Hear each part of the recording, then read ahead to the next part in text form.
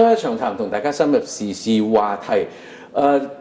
加拿大前駐中國大使馬大維先生最近出咗一本書，就叫做《Middle Power, Middle Kingdom》。書裏邊對於加拿大同中國之間嘅關係，我哋嘅外交政策，我哋嘅做法，甚至喺中國而家近年嚟對全世界嘅影響，佢都提出咗佢自己好獨特嘅睇法。我哋今日好榮幸請到馬大使嚟我哋節目度同我哋傾下佢個人對好多問題嘅睇法。馬大使您好，我知道您是講普通話的。好久不見。好久不見，不過今天我們就用英文訪問，謝謝你。因為有好長時間我沒用普通話講話，所以我不好意思，對不起。But thank you very much for coming. Your book is called Middle Power and Middle Kingdom. We all know what Middle Kingdom is, but can you explain to us why Middle Power? What does it mean? So Middle Power, you see, is a term that Canada more or less helped to invent. So middle power is not a great power like the United States or China or England or Russia. It's a middle-sized country that has two things. One, it has the inclination, the desire to make the world better. For itself, but for others too. To make the world a better place, number one. Number two, it has the diplomatic skills and ability, even though it's a middle-sized country, to influence others, often through things like the United Nations, to bring people together in consensus to achieve those ends. So Canada's a middle power. We might say the Scandinavian countries are middle powers. Australia sometimes aspires to being a middle power. But Canada really invented that role. Wonderful. So it basically is about Canada and China.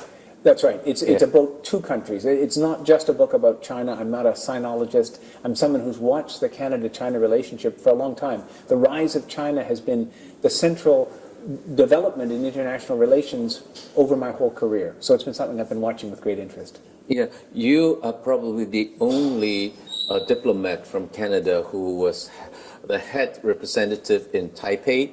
Yes. And also the ambassador in China. So you're not a sinologist, but you're absolutely a diplomatic expert in this area. So I have a question that I want to discuss with you. Is Federal Minister Jason Kenney recently has been into our program, and he says that the China-Canada relationship has reached to a point that we are mature enough, and I quote this word, that we are mature enough to have agree to disagree in certain issues. So do you agree? Is that wishful thinking? No, I do think we are mature enough to do that, but it's not just a matter of assuming that that's the case or making a statement. You have to work at it. You have to work at the relationship. It's like any kind of friendship or marriage or partnership. Unless you put effort into it, it can get weaker. It loses some of its energy.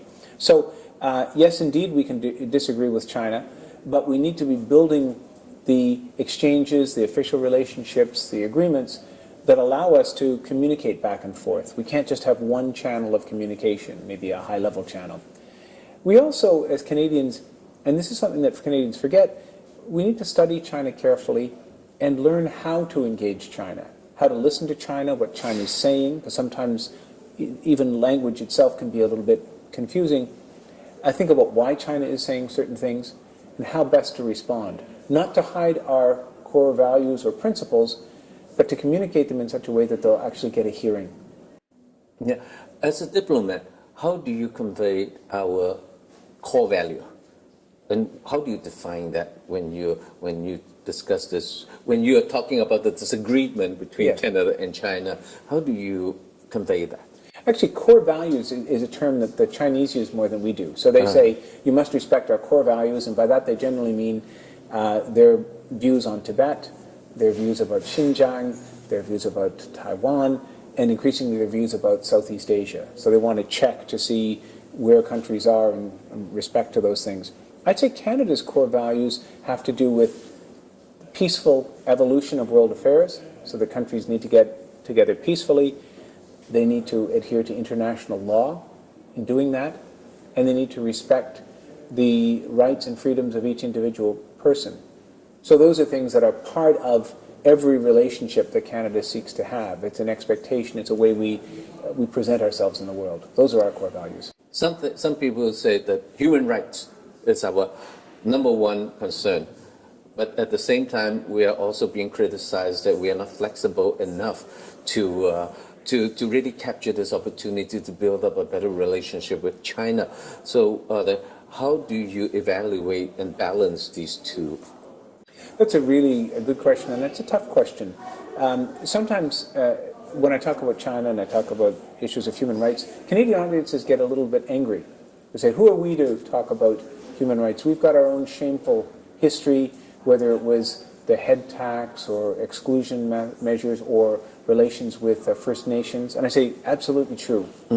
But first of all, we have done our best to address those. We've spoken honestly about it. We have many voices that are helping us to not to make those mistakes again. But we need to discuss human rights with China for a couple of reasons.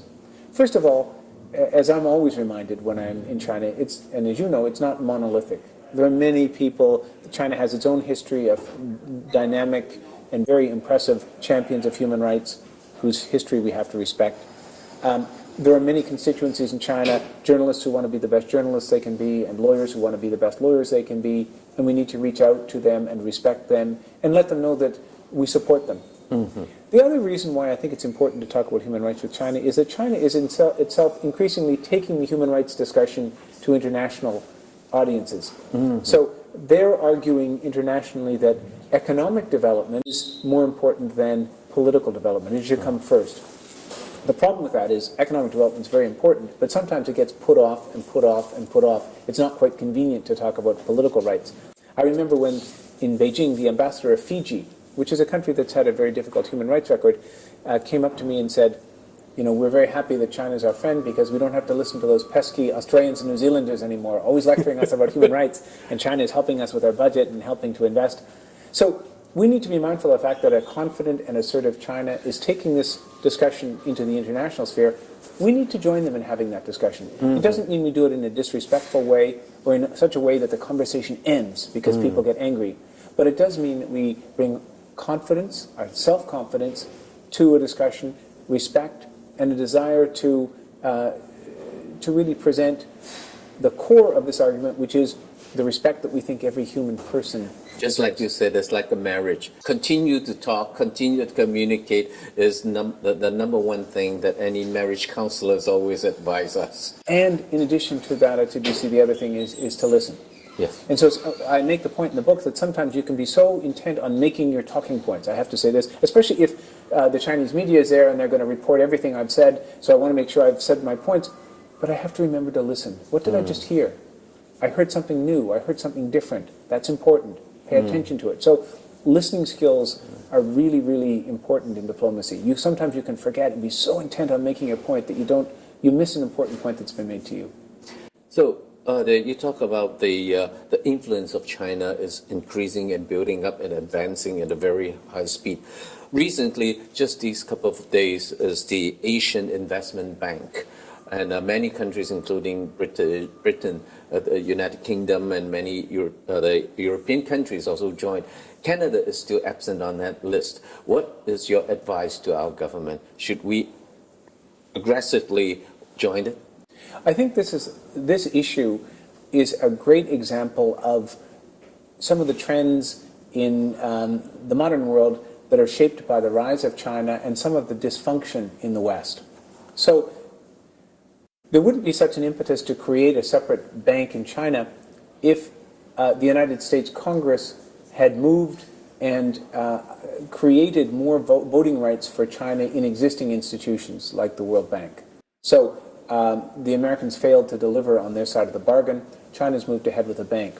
That said, I think there are reasons to be on the sidelines for now because China has not yet, I think, displayed the openness and transparency when it comes to financial transactions or simply to media and communications, or the best practices when it comes to development assistance, even on infrastructure projects, that you would expect of an institution hosting, or a country hosting such an important institution. As the European countries were in a headlong rush to join the bank, the other story coming out of China was that the Reuters website had been shut down. That's not a very good example for a country. Reuters is the major European outlet reporting on financial transactions, so that sends a very bad signal. And it maybe shows a bit of disregard on the Chinese side as to the kind of messages they should be sending. People argue that joining the bank might help China to change its rules of governance, but I think we should be very careful about acting as if China is already behaving in ways that we want it to behave. We need to be guided by the facts. So I'm not worried that Canada isn't part of the bank. I wish that the problems in the U.S. Congress had been resolved. And I do worry, however, when the main rationale for the European countries is not about the bank and its projects, but about whether Beijing will be more friendly to them for joining the bank.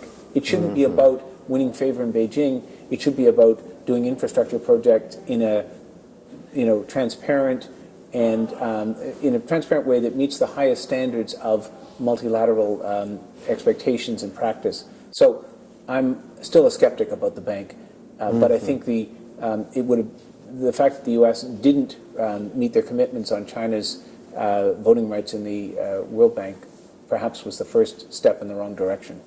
Thank you very much. You really have a very insightful view that will help us understand, which is a very hot topic now on the news, whether it's in Asia or in Europe or in America. We'll take a break and we'll come back to continue.